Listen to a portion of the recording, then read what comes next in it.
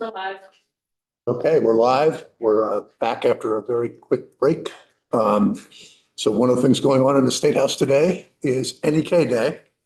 And so we have three people from the kingdom here with all involved in the education field. So I think what you're going to do is give us a sort of a combination of the NEK part that you want to do and then switch a little bit to being talking about the maps and the question for the committee today. Whatever, however you want to handle that, it's fine. We've all introduced ourselves before, so I think if the three of you introduce yourselves, you can start in any order you want to, and off we go. Okay, I'm Martha Vanderwalk. I'm on the Canaan School Board and the ENSU School Board. We're actually all on the ENSU School Board. Sarah? My name is Sharon Ellingwood, Leamington, and I am a member of the NEK Choice School Board and a member of the Supervisory Union Board, Essex North. And I'm Miles Eder, and I'm the chair of the ENSU School Board and also the NEK Choice School Board. I want to thank you all again for coming up to make it up. Well, thank you for making the That was voyage good. down. And I'm glad to make it down here. Yeah, apparently it was pretty tricky this morning. I was already here because of my disability. So thank you for the opportunity to testify today on NEK Day. It's been a little interesting listening to people talk about the NEK who live closer to Montpelier than they do to Cape. When my neighbor who was born and raised in Canaan, has taught in Canaan for 30 years, told me that he didn't know he lived in the kingdom until he went to UVM. Because we're so far away from the kingdom that don't even know we're there. But anyway, we are. I come today representing the Canaan schools, as well as the Regional Education Collaboration Working Group of Essex North Supervisory Union, North Country Supervisory Union, and Orleans Central Supervisory. And you'll be hearing from Elaine from North Country a little later. I have two main points I want to make today in this testimony. But first, I'd like to express our support for S214, which would provide pre-K tuition for our NEK choice students who attend school in New Hampshire. If we want an equal and equitable education for all Vermont students, we should not be withholding a strong educational foundation from a handful of our youngest students. But my two main points today are these. Number one, our rural K-12 schools would be starved out of existence by the definition of small school in Act 73. And two, it is physically impossible to provide equal and equitable educational opportunities to all Vermont students wholly within the state of Vermont. Act 73 defines a small school as one having fewer than 100 students. That is the equivalent of, quote, fewer than 20 students per grade, which is how small school is defined on the AOE website under small schools grants. And I included the link in the written testimony. Act 73 does not include that second part of the definition, however. A K-12 school with fewer than 100 students would have fewer than 10 students per grade. By any metric, that would be considered small. But depriving our rural K-12 schools of small schools weighting would be a consequence of Act 73. So that raises the question of what is a school? So I went searching to find out what is the state considers a school. And so I've raised this question in every forum I've attended in the last year, the redistricting task force, the small and sparse by necessity definition group, the Commission on the Future of Vermont Education, and even the Rural School Community Alliance. All of them ducked the question, saying that, that defining a school was not their job. RSCA went so far as to seemingly support us while actually undermining us by recommending some kind of sliding scale of weights for schools over 100 but under 200. Under Vermont schools on the AOE website, it says, and I quote, public and independent schools are commonly but not exclusively divided into 3 tiers of primary and secondary education: elementary school, middle school or junior high school, and high school. Unquote. The Directory of Vermont Schools lists principals. So the definition of a school seems to be that it has one principal, no matter how many grades it has. In that list, Canaan is listed as Canaan Schools with an S. Those of you who came to Canaan clearly saw that we have 2 separate buildings. One has a sign in front that says Canaan Memorial High School, and the other says Canaan Elementary School. We also have a tech center, which is attached to the elementary school, but on a different level. We save money by having one principal for all 3 schools. But that fiscal efficiency seems to make us one school in the eyes of the state, and under Act 73 would cost us $500,000. We could hire a couple more principals with that money. That would make us 3 schools, if that's what we need to do. But I don't think that's what you want us to do. While the other rural K-12s in our region may only have 1 building and 1 principal, they are at least 2 schools, if not 3. A K-6 elementary school and either a 7 to 8 or 9 middle school and a 9 through 12 high school. We have a 7 through 12 high school.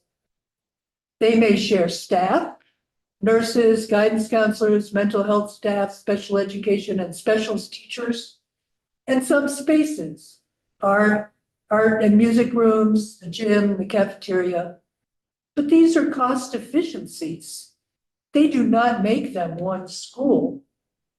The primary educational experiences of the students remain largely separate. Most of them, Cabot, Craftsbury, Danville, Twinfield, have fewer than 100 in each school, but more than 100 in the combined schools. 75 students in each school times the $3,157 per student in Act 73 is just under $500,000 per district. For our small schools, that's a lot of money. Our tech centers also do not receive Perkins grants because our class sizes are too small. Attending the House Committee this morning on CTE centers, it occurred to me that Secretary Saunders' idea of a model CTE center, of an integrated high school and CTE center, and introducing CTE at the middle school level, is exactly what we have in Canaan. CTE introduction classes are part of the middle school's regular rotation. And the CTE center is right there. I do have to give credit where credit is due. Canaan's Community Schools grant has been a godsend. It allows us to provide after-school and summer enrichment activities for the kids and adult education classes. Our adult woodworking class was so over-enrolled that we had to add more. A number of community members have stepped up to provide classes in CPR and first aid, bread baking, Tai Chi, and conversational French. Some of our high school students are counselors in the elementary programs.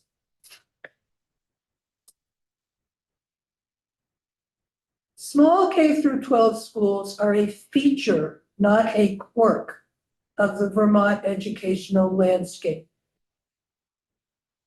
They allow all the students in a district to learn together, as well as serving as the hub of the community. Everyone who wants to gets to play on the varsity team, except maybe in basketball, because if there didn't, there would be no team. And everyone in the community turns out to watch them play. Some of our small high schools combine to form teams. Canaan combines with Pittsburgh, New Hampshire. I think that Cabot combines with Twinfield. Kids get individualized educations. Every teacher knows every kid and what they need and how they learn differently. I have taught in very small schools, very small schools. And there is something magical about them. The relationships among students, teachers, and staff is as close as family, if not closer. The girls in my son's classes, I have no daughters, just boys, were their sisters and still are. They worked with teachers during the summers, refining their building trade skills. And my kids were tracked to go to college, not into the trades, but they got their building trade skills at Cambridge. When my oldest son, who at the time was the director of STEM education for the state of Massachusetts, was remodeling his house, the roofers were amazed after seeing him on one day tearing out plaster and building walls, and the next going off to his real job in a suit. They asked, if you have a job that requires a suit, how do you know how to do all this stuff? His response, I'm from Vermont. If our students were forced to travel over an hour each way to attend larger high schools, they would not be able to play sports at all because of time and travel constraints, if they even could make the team. Nor would they be able to participate in other after-school activities, the chess club, the robotics club, the math club. I'm really sorry to interrupt you, but I want to make sure your other people get to testify because we're really short on time. Yeah, okay. This is not equal and equitable. Those of you who came to Canaan got a first-hand look at how far it is from any other school in Vermont. If you took the all Vermont route, the only school you passed in the last 40 miles was Brighton Elementary School in Island Pond, which, by the way, is in North Country Supervisory Union. If you took the safe winter route over Route 2 to Lancaster, New Hampshire, and up Route 3, which is the way we go in the winter, you would pass in the last 40 miles 2 elementary schools, a high school, a K-8 school, and a K-12 school. If you didn't take the left into West Georgetown to cross into Canaan, and you can see the Canaan schools from there, and kept going on Route 3 for another 10 miles, you would pass another K-8 school and reach the K-12 school in Pittsburgh. On the Vermont side, Canaan is very remote. On the riverside, it's not. Are any K-Choice students on the east side of the district who do not go to Canaan attend school in New Hampshire? And I think we gave you a map of where our kids go to school. Thus, while it would be a bus ride of well over an hour and a half for our high school students to get to the nearest high school in Vermont, it's a 15-minute ride to 2 other K-12 schools across the river. Of the 3 K-12 schools within a 10-mile radius, Canaan is the most centrally located and the only one with a tech center. If we were to turn Canaan into a tech hub, we would get a lot more kids from New Hampshire because they don't have a tech center and they can send their tech kids to Vermont. They can't send other kids to Vermont. I know you don't want any carve-outs to Act 73, but you can't defy the laws of physics and geography.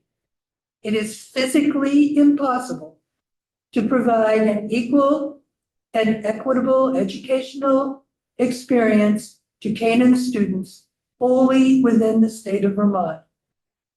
Canaan has to have a carve-out. We do, however, Support the task force's recommendation of CSUNS. We are already working with the Regional Education Collaboration Working Group of ENSU, NCSU, and OXU, and talking about services we could share in order to find cost efficiencies. We have great respect for our friends in the other SUs and look forward to working with them as we go forward. But the distances and winter driving conditions make cooperation with New Hampshire districts more sensible. As New Hampshire moves forward in their own redistricting efforts, SAU 7 and SAU 58 might be more motivated to re-enter talks about consolidation with ENSU Cross River, but it should not be put on us to make that happen. We would need help from both states. Allow us at least to engage in more collaboration with New Hampshire schools and or support our small school financially, rather than deprive us of funds by using a definition of small that seems to be intended to apply to K through 5 or K through 6 town schools. We were asked to comment on the maps. For Canaan, the maps are pretty irrelevant. We are where we are. We're going to be in the corner of no matter what district you draw. What's more important to us is the SUSD question. And there are a lot of unanswered questions for us about that, like how school boards would be formed in an SD, who would get representation? Does a town without school get representation? All those questions are unanswered. So at this point, we agree with North Country and Orleans Central that we should remain SUs and do everything we can to cooperate to save money on services that we can share. So I will let Sharon and Miles talk about maps and all that other stuff. So, Sharon? Happy NEK Day to those who celebrate. I'm on the NEK Choice School Board. I'm not on the Canaan School. I'm on the other part of the supervisory union. The NEK Choice District, just as a refresher, is a 10-town all-choice school district. We have no schools. The NEK Choice District is all of Essex County except 4 towns. Canaan, because it has a school, Lunenburg, Concord, and Brighton. Yeah, but we're all Essex County. I think we're the biggest landmassive district in our state. I've been listening throughout the session, and you've been hearing from full-time professionals and people whose work regularly brings them into rooms like this across many sectors with your maps and lines. You are tasked to do, and it is a huge task. I'm here in a different way, on a different day, on NEK, for some plain talk on NEK Day. I'm a school board member covering a district, as I said, with the most square miles and the lowest population density in the state. We have population densities of 2 in my town, 2 per square mile. Tiny, micro rural. It's an honor to be here on NEK Day. I think it is scheduled in January because if you can make it here, you can really prove something that you don't give up and that you are well prepared. I drove 35 miles an hour for over an hour on the first leg of my journey here today.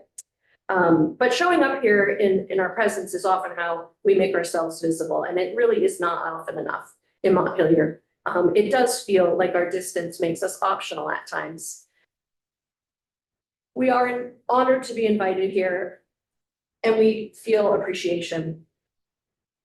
What makes today different is that this committee did not treat Essex County as optional recently in November.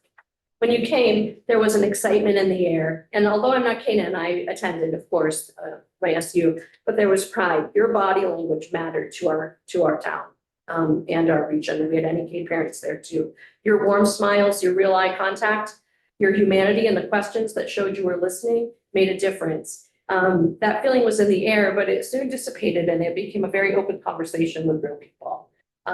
You responded to people with pride and the students felt it, and we appreciate that. Once you visited Essex County, you can't unsee the distance, the geography, or the daily realities of life in this area. That visit built trust and you demonstrated what inclusion looks like on the ground. In 2021, the Vermont Community Index identified almost every town in my district as the lowest and most vulnerable in the state. High child poverty, food insecurity, and long distances to basic services are very real things. And our kids walk through that reality every day. From that place of thanks, I want to talk about school choice as something that's absolutely necessary. In places with no sidewalks, public transit, and in fragile economies, school choice allows families to align their child's school to the patterns that they take, often for job and childcare. It is a lifeline. We are not choosing elite private schools with $75,000 tuitions. These are lifelines, and it goes out of state, and that is a reality. Parents cannot drive an hour when there's a school a mile away over the river. I appreciate that you know that. Flexibility is not optional. The town budget in my town of 89 people is $75,000. That's our municipal budget. That's a fragile economy. If a parent has a job and these maps change that they have to send their kids somewhere else, it would just be devastating. We don't have anything in our town to back that up for that budget. Coming quickly to process, a recent commission working on Act 73 was charged with visiting all 14 counties in person over almost 2 years. And guess which county wasn't visited? Only one, and it was ours. The message that we received is that our distance makes us optional. It's not an isolated oversight of this commission. It reflects a pattern Essex County knows too well from many groups. I wish there were more people in this room right now that filled the rooms earlier this morning as we talk about education for all of the Northeast Kingdom, not just ourselves. We are underserved within an already underserved region, and I want to mention that the Northeast Kingdom includes 3 counties, not 2. This committee knows with confidence that driving to Canaan does make a difference, and you know that. Building real representation requires reaching every part of the Northeast Kingdom, not just the places easy to reach.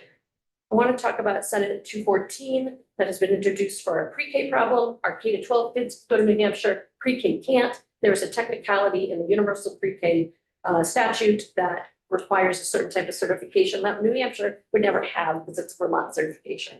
Very easy fix. But Act 166 is close to 12 years old. So we have maybe hundreds of kids who never got pre-K that are in school right now. What other area of the state would have accepted lack of equity for no universal pre-K for almost 12 years? I'm delighted and tickled that it has been introduced, and I so appreciative of your support and for the sponsor, Senator Ron Minster. My ask is a simple one. As you move forward, continue to do what you did in Canaan, demonstrate equity to the places that are easy to miss, and challenge others who appear in front of you to do it as well. Let lived experience inform the maps before they're finalized. As you consider changes to governance and districting, please protect the system's rural communities built voluntarily and out of necessity, as we did in our district. There is a map in my testimony that splits our district. We put 10 towns together. We're doing great work for advocacy. There's nowhere in Essex County where 9 towns meet, and we meet all the time. We're doing great work for our families and the elderly and all kinds of people with the pupil waiting benefits that our region is seeing, and it's incredible. So if the proposal in the map weakens the voice of the most remote towns, it's trouble. Splitting our district will dilute us twice. First, we're going to break up our district, and then second, we're going to be in these tiny towns that aren't going to get any representation. So we are going to be diluted twice, and that is something that I can't sit with maps. Thank you for coming to Essex County once more. Thank you for carrying on what you've heard as the work continues serving underserved places. It's a privilege to be here on NEK Day in the People's House and able to speak very plainly with you. Thank you. Thank you. Go forward and then have questions at the end. Okay, so I'm happy that you guys had us, happy to be here for NEK Day. I apologize, our superintendent was going to sit in this spot where I'm sitting, and she was unfortunately unable to make it at the last minute.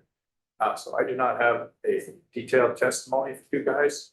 I've sat in a lot of things today. Don't know how much time you have, so I can keep it pretty short so we can keep things moving along. I did appreciate you came up and listened to us up in Canaan. It was a great thing. So I understand that you guys are tasked with a task that you probably should walk away from, because I don't think you're going to ever satisfy enough people. Now I trust that you guys will figure out something that will benefit many people. Biggest problem that I can say we have, as this map just came out recently, is that in trying to address the situation in Northeast Kingdom, especially for us in Northeast Kingdom choice, is when maps come out, there's nothing to give anybody some kind of a picture that they might be able to start to get information and focus the lens on. And that's been a really difficult thing to have conversations with people, because I'm sure it's been for you along the pathway to be able to figure out how you're gonna arrive at some kind of decision. So my push is that more information can be out there somehow.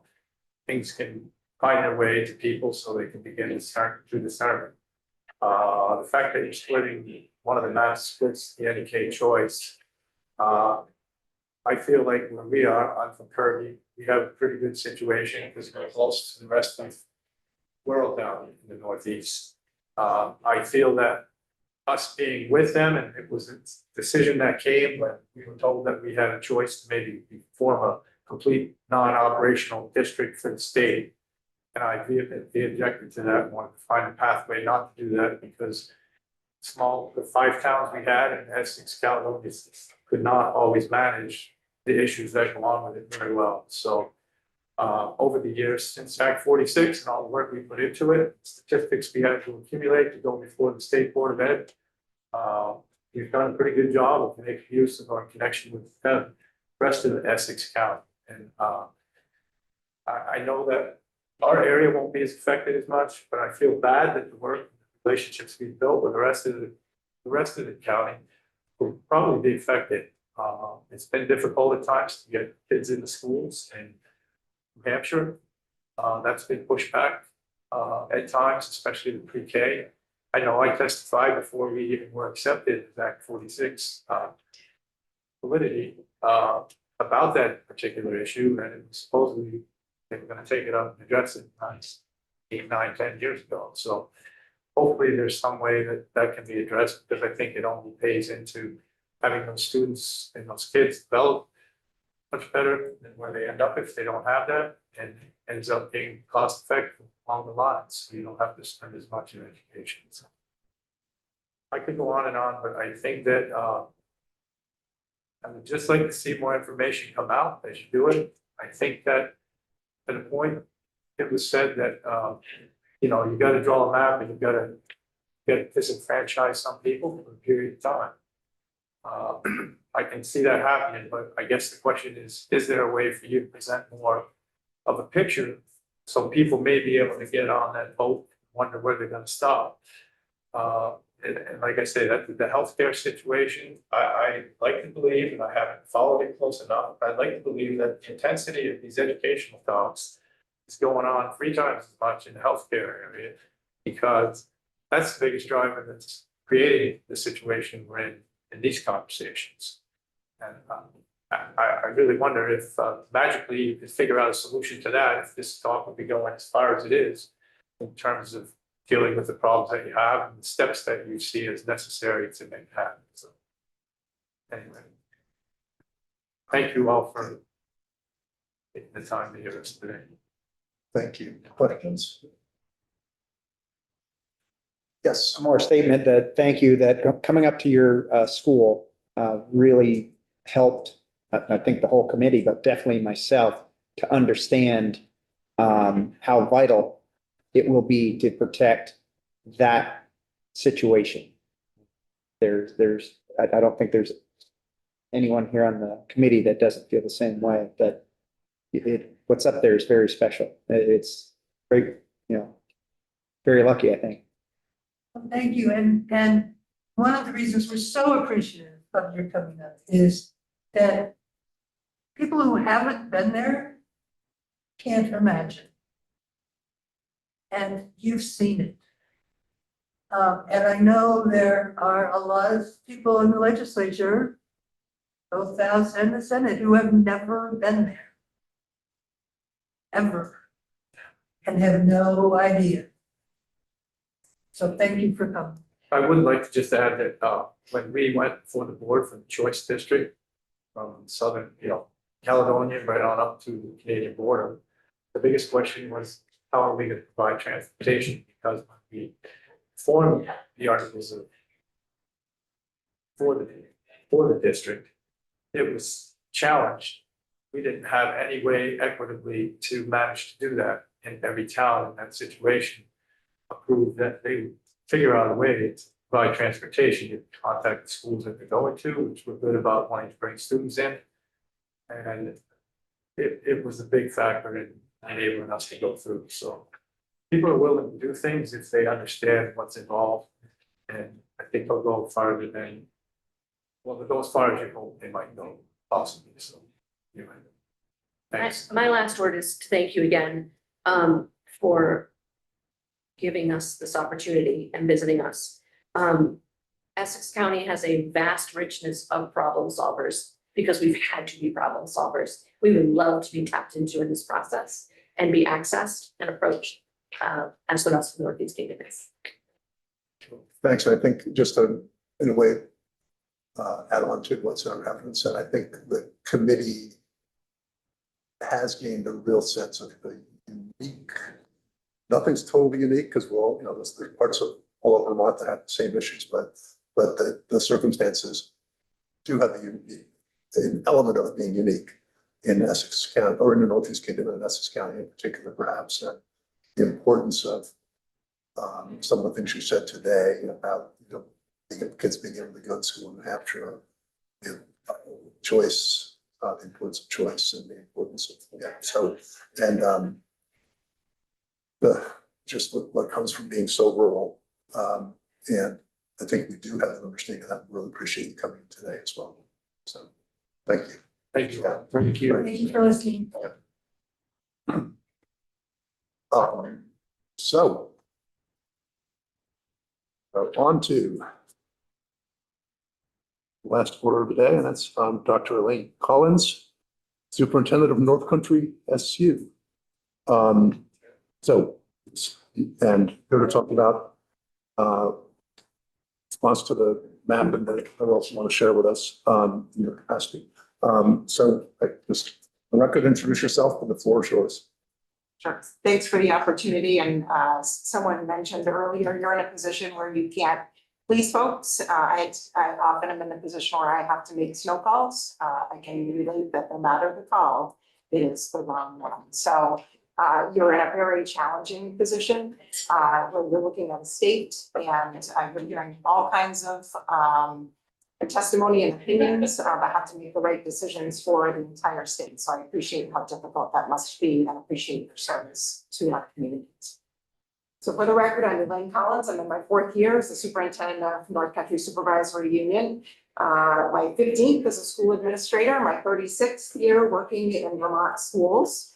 The 14 towns in my SU are Brighton, Charleston, Coventry, Derby, Holland, Jay, Lowell, Morgan, Newport City, Newport Towns, Ray, and Westfield, and I still have to look at that list to get there. We range about 65 miles from one end to another and have about 520 square miles between. We also have about 2,630 students in North Country Supervisory Union. So not as high as some in Chittenden County, but pretty large for a rural context in the Northeast Kingdom. And as you know, context matters, so please bear with me as I share with you what I perceive in my 36-year career as some reasons why we are where we are. And I don't do this in a way to school you on things that I know you don't already know about, but just sort of set the context for why the work, particularly in rural schools, is really important. In the governor's budget address, he spoke about the increased effects of housing insecurities, drug addiction, mental health crises, criminal offenders, and lack of accountability. I would ask all of you to consider that many Vermonters who have these issues have children, and they come to our schools. Do the children of these folks need more? For sure. Obviously, yes. Do they also deserve the same chance to realize their possibilities and potential? Also, obviously, yes. But it takes more work to provide that for those kids. If we consider that our state's children are one of our most vulnerable populations of students, or populations in our state, then we can think of them as a little bit like the canary in the coal mine, as a reflection on, as many have remarked already, this is a Vermont problem, not an education problem, right? It is, we for sure need to make changes, but it is a reflection of bigger problems than just education. In my 36 years in education, things have changed. And when things change in society, there are reflections in our school buildings. This hasn't happened all at once, but over time. It's a little bit like boiling the frog alive. You turn up the heat a little bit at a time, and before you know it, you're in a crisis and you haven't even realized how you've gotten there. That's where we are in education. There are several things I would ask you to think about. About 2 decades ago, our community resources started to dry up. Things like our designated agencies and departments of children and families started to struggle with capacity issues. That has direct impacts on schools because schools quietly started to pick up mental health supports and other family supports that weren't being provided for in our communities. That's a real need that if we don't do it, no one else will, but it comes at a cost. Housing shortages have been around since long before COVID, but it was certainly exacerbated by COVID. Think about a few of our North Country students who earlier this fall were living in tents, or several who right now are living in a shed with no reasonable heating source, electrical supply, or real insulation. Think about that child's needs that need to be met when they arrive at school compared to the quote unquote typical kid who comes to school warm and well fed. Our schools provide for those basic needs for all kids, but it's exacerbated by housing concerns. When local resources shrink, schools pick those up. And it comes at a cost. Food insecurity, another thing, right? We provide meals for kids, breakfast, snack, lunch, supper, weekend meals. It is the right thing to do. We don't want kids hungry, anybody hungry, but it comes at a cost. Substance abuse and addiction, another issue that is largely unaddressed, I would say, not through lack of trying, but without options to treat addiction, and students who are living in homes with families who have unaddressed addiction, those kids come to school with real, oftentimes behavioral needs and unmet needs, and they tell us through their behavior. And so we have to create positions like behavior specialists and behavior interventionists. It's the right thing to do, but it comes at a cost.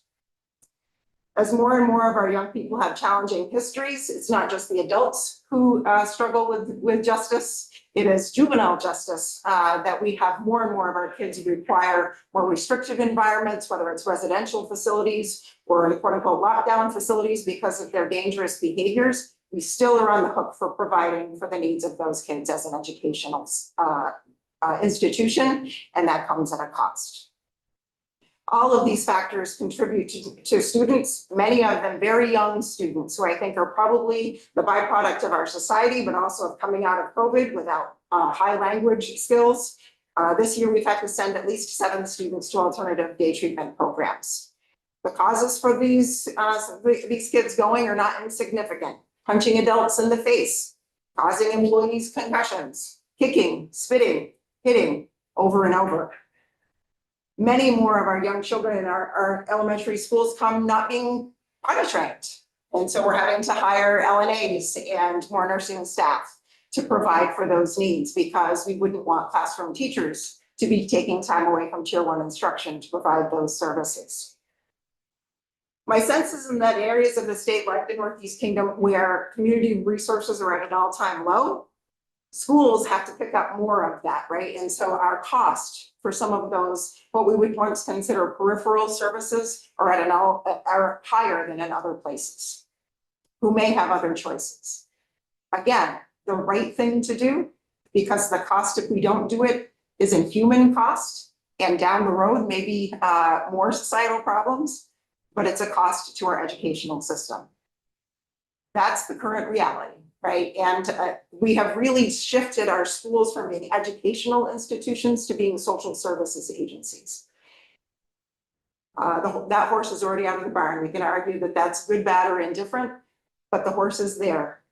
We can't back that out, right? That's where we are. I'll also remind you about some of the unfunded mandates, universal pre-K. It's about $4,000 per student going out to other private suppliers. We've had to hire up preschool teachers, at least one in each school, preschool aides, at least one in each school. Larger schools have up to 3 preschool teachers and preschool aides. Again, investment in early childhood, it's never a bad thing. An ounce of prevention is worth a pound of cure. But it's at a cost to our education system. We get 0.46 of that reimbursed in our ADM. And special education for our preschool students that we provide in their homes, in private programs, and in our schools, those are costs that we don't get any reimbursement for because they're pre-K. Dual enrollment, early college, great programs, right? Gives our kids a real leg up. We need to do that for our students. Great. I'm not going to say no, but it comes at a cost. Oh goodness, PCBs, right? Everybody's favorite topic, especially mine over the last couple of years. We've spent $8.7 million just in North Country High School on PCBs, and we haven't gotten rid of one of them. We're at a point where we're going to have to do something really dramatic in North Country High School. So I've heard repeatedly, and schools are spending too much money on too few students. I agree. And I agree that we need to be more efficient and that there are likely cost containment measures that can be realized with some systemic change. I hope you don't feel like I wasted your time with setting the stage for why we've gotten to where we are currently, because we've been boiling the frog alive in our educational systems. We keep adding and adding at more and more cost and then saying we're spending too much on education. So at some point, we have to make a decision about what are schools responsible for providing for our communities. Now to the questions you asked my perspective about. The consolidation of districts or supervisory unions at the superintendent's level, sure, it's possible. You're the General Assembly, you can make it happen. Central office budgets are 5 to 10% of overall spending across the state. So that's not a huge savings in and of itself. The devil is always in the details, and although redistricting maps can be determined, the logistics of implementing those districts are where the real costs come. The hybrid map that the secretary proposed was a combination of VSBA regions and a comprehensive regional high school approach. The VSBA region for the Northeast would encompass 1,241 square miles, more than twice of what I currently oversee, and not it for being that superintendent, just saying. 35 towns and 19 schools. Although the VSBA regions are long established, from this superintendent's perspective, it's too large to be practical in our area. The longest stretch from school to school in this region would be from Day to Canaan, about an hour and 39 minutes with no other traffic. On the first day of school at North Country High School, we had a credible bomb threat. We had to evacuate our students. The superintendent has a duty to be on site, to be on at command center, to make decisions, to help manage communication. If I were over an hour and a half away, I'm not sure how we could have done that. Last year, we had an assistant superintendent to our supervisory union, thank God. Just last year, we saw PCBs in the high school and educating students, 720 students in tents. Our principal who left in October in Brighton, which meant 2 days a week each for the assistant superintendent and I to be in that school in Essex County, which is 40 miles round trip from my office. Negotiating both support staff and certified staff contracts, I would not have made it. I've got pretty good resilience, I would have quit. So with another 1,300 students and 8 more schools, we'd likely need more assistant superintendents. It's not because we love to sit in our office and watch Jerry Springer and eat bonbons. We have real problems that happen every day in schools and principals call us. So we need to be available to help meet the needs of each of our individual schools. That's the service that central office provides, is supporting our schools and our administrators. We would need likely more central office folks to manage things like payroll and personnel. and early childhood and special ed, right? And so if we consolidate, it means that we're creating a bigger bureaucracy potentially, right? If we consolidate with other SUs, and, you know, if you consider the 2,000 range, we're well within the 2,000 range. We're actually over the 2,500 range. And potentially that's something for you to consider for North Country. But in this combined district that was presented to you, whose CBA do we follow? Whose collective bargaining agreement do we follow? If 80 to 85% of your budgets are based on personnel costs and we level up to someone else's CBA, there's no cost savings there. Who determines seniority? Whose financial system will be used? We transferred to a financial system because ours was outdated last year. It cost us over $200,000 to transition our databases. If we were doing that for 35 towns and 19 schools, what's the cost to that? And who's responsible for it? And where's the manpower to do it? With PCBs at North Country High School, there is both a challenge and an opportunity. And I hate to say that PCBs present us with an opportunity, but they in fact might. The building is 60 years old and has outlived the life expectancy of all of the systems that are in there. Having spent $8.7 million in PCB mitigation has done nothing to get rid of them. If we feel that a newly constructed regional high school is the best way to accomplish this for North Country, then perhaps we look at this in a more regional manner. If we're going to have to rebuild, maybe we think about this more globally.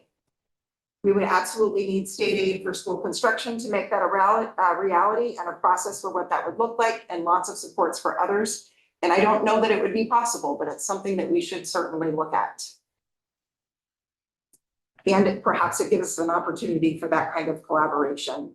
With the utmost respect for Senator Beck, the CTE district model that he presented seems more convoluted because of the changing structures and governance that he proposed. Having pre-K to 6 schools next to pre-K to 8 schools that are in different districts wouldn't seem to make sense to me and would be harder to manage. The bigger and more complex the system, the more bureaucracy you need to manage the complex system.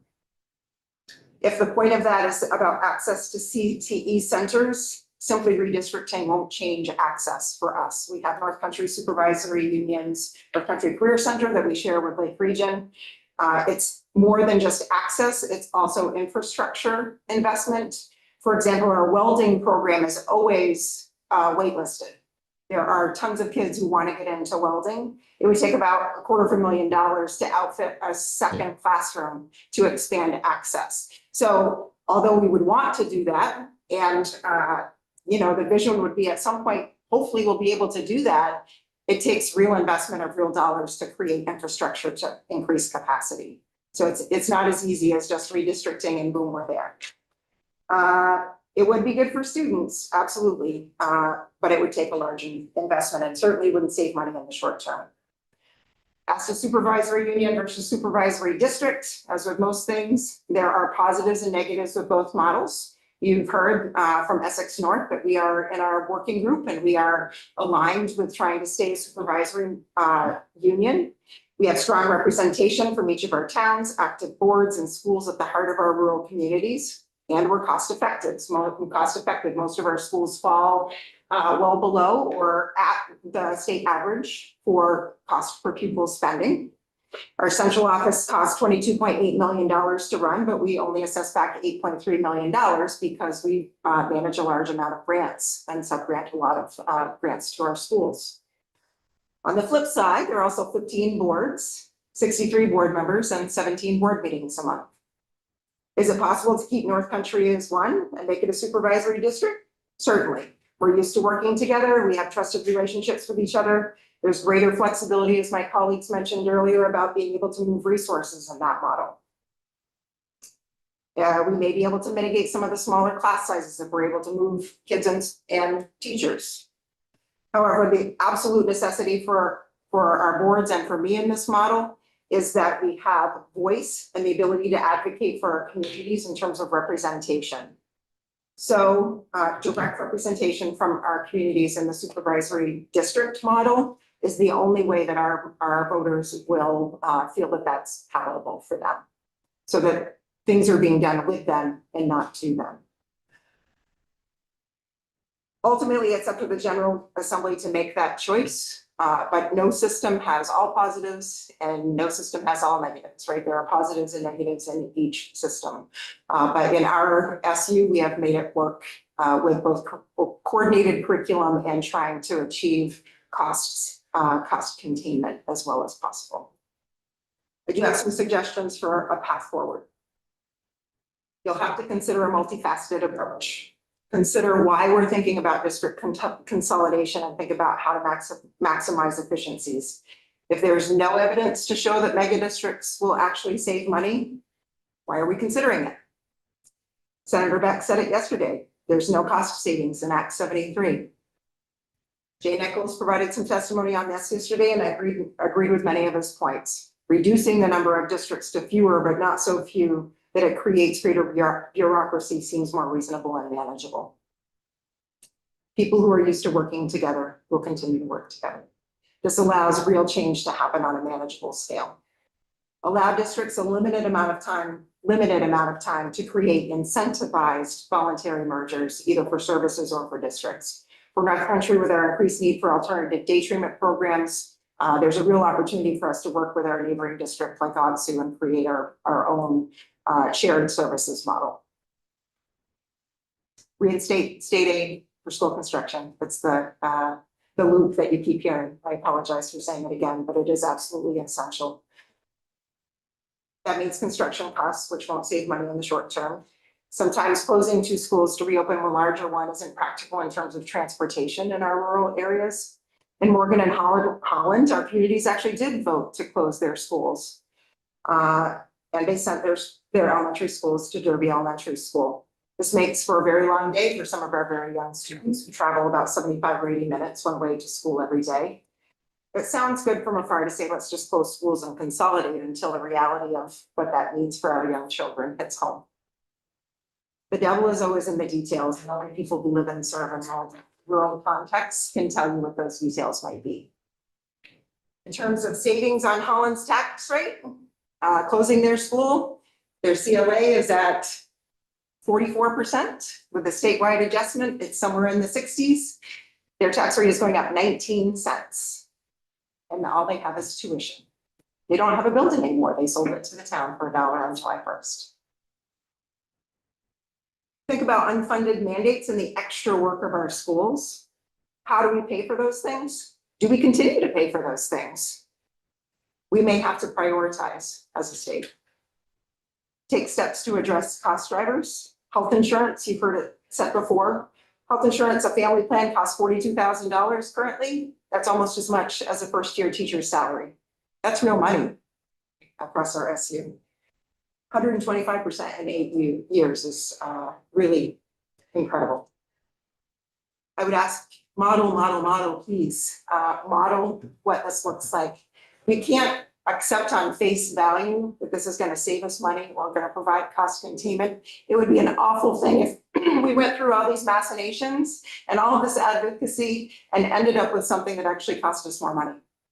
So if the problem is we have to have cost containment and realize efficiencies, then we have to model it and show that that's what the end result will be. And right now, I don't see a lot of modeling, or I don't see a lot of data to support that this will actually save us money or even contain costs. Finally, I would ask, and maybe not specifically to this committee, but more to our state's leadership, who has somehow, education has become enemy of the state, number one. Public schools perform necessary and important work that is well beyond the scope of academic achievement. And over time, that commitment and that responsibility has only grown. So to then be blamed for spending too much in large part because of those extra responsibilities is unfair and demoralizing to those of us who are working in schools. We know we're spending a lot of money, and the tension between our communities and our schools is unsustainable. It continues to be a heavy weight for administrators and school boards. We want change too, and we have practical experience and information that will be important for you to know as we implement change. Please continue to work with us. Again, for your work. I'm happy to answer questions if you have any. Thank you. Do we have a copy of that? You do. I apologize for my lateness, but I did forward it on. Yeah.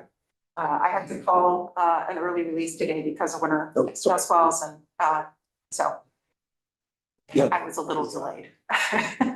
Snow, was it you who mentioned snow days? Yes, Snow days are the hardest thing for every school. they certainly are. And I get complaints on both ends Oh, yes. on the decision. Yeah. I hear you. Anyway. Questions? Just a comment that the slow cooking frog. And I disagree with that. 20 years ago, we knew we had a problem and we just kept kicking it down the road. And that's what we've been doing. And now it's to a point that we cannot kick it down the road anymore. So, and every explanation you gave was great because of the reasons why and how our legislation didn't start saying, hey, we need to do something about this. Your point on about that. So, but as far as it being slow, it just, we didn't, we knew what we were doing, but didn't bother to stop. I think from the school's perspective, it's been a slow burn because just more and more has been piled on over the years, right? And, oh, yep, sure, we'll do that too. Yep, you're gonna ask us to do that? Yep, we'll do that too, because it's in the best interest of kids and it's in the service of our communities. But it all comes at a cost.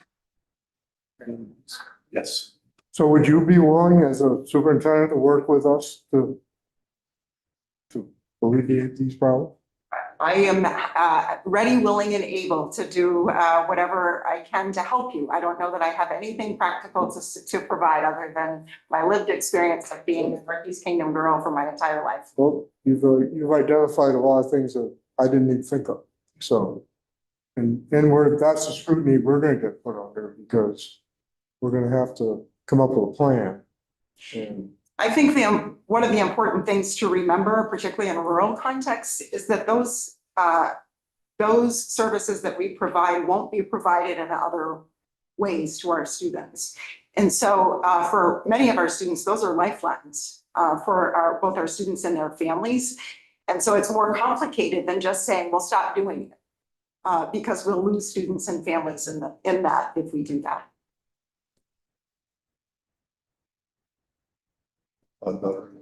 Just a quick comment. One line that you mentioned that sticks with me the most is when you mentioned this, the concern about going through all of this, all of these hearings, all of these challenges that we have, only to end up with a system that could potentially cost people more. That is one thing that keeps me very concerned about everything that we're doing, and just wanted to thank you for highlighting it. Yeah, I want to thank you for your testimony. You've highlighted a lot of the issues that others have, so you've reinforced, made us more sensitive to some of the things that we're contemplating. I did want to draw out from your comments, the one sentence you have, I believe this is one of your responsibilities. It's you deal with 15 boards, 63 board members, and 17 board meetings a month. Is that sustainable? Not as I get closer to 60. Is that the best use of your time? I would say there are some inefficiencies in going to 17 board meetings, right? And yet I really value the work with the boards. And I think that's the point I was trying to make with representation from each town. We're used to the supervisory union structure where we have representation from each town on our executive committee. So we're used to that working relationship, and there is a voice of each town. John is on our executive committee. He comes to each executive committee meeting. Even though he represents a non-operating district, he still has a voice on the board. And I think that's a really important consideration. If you think about mega districts and voting wards, that doesn't really fly well with Northeast Kingdom folks and probably in other parts of our state, because it's not, your voice isn't heard. And it's not that we can't make hard decisions. Think about Morgan and Holland, they closed their schools. It's that we want to be able to be considered and our context considered in the decisions that have to be made. And that requires representation. So along those lines, could you have your new assistant superintendent take care of some of those? We do separate, try to separate, and every other month we have a system where I go to one on one month and she goes to the other on the other month, so that every 2 months we're in a board meeting, so we don't lose track. However, with negotiations, lots of student hearings last year and, advocacy groups and other things that came up, it was still a lot of 3 and 4 nights out every week. And we're on par for that this year as well. Yes. Just as a follow-up, so the concept of governance is not within this committee, although some of the things we may support would affect the need for the conversation about governance. Governance is really in the government operations committees. And so agree with you, but I do anticipate that committee will be looking for input on what is the right scale of what a superintendent or their superintendent staff can handle from a governance perspective. Because that's there's 3 key elements to this education transformation, three key stumbling blocks, and one of them is governance. And I don't hear a conversation about that yet. All I hear is the negative side of we have so many, how do we shift to maintain democracy, et cetera, et cetera. But that conversation about how do we reflect governance in an education transformation, I don't hear that conversation yet. So I'm glad that you highlighted what you're doing. Just not sure where we're going, and I don't hear that conversation in the building yet. We're having it in our buildings. Okay, good. Yeah. I thought the other one thing you said that I guess I knew, but you said it for the first time was part of the reason you're having to pick up some of the services you're picking up is because of I don't know if the right term is collapse, but of the designated agencies. I know that has actually been more acute in your area, as far as I understand. Yes. That, well, I knew that, I hadn't quite put my finger on it the way you articulated it. So that was an interesting little look at that out of your testimony. I think often there are hidden costs in that, because if families aren't getting the supports they need, their children are going to have more behaviors or more unmet needs in the school system. And so there's, I think, an abnormally inflated amount of need for those kinds of services in poorer districts who don't have those community services. Okay. That was compelling, helpful testimony. Thank you. Thank you. Thank you again for your work. And we are actually, Daphne, where are we tomorrow?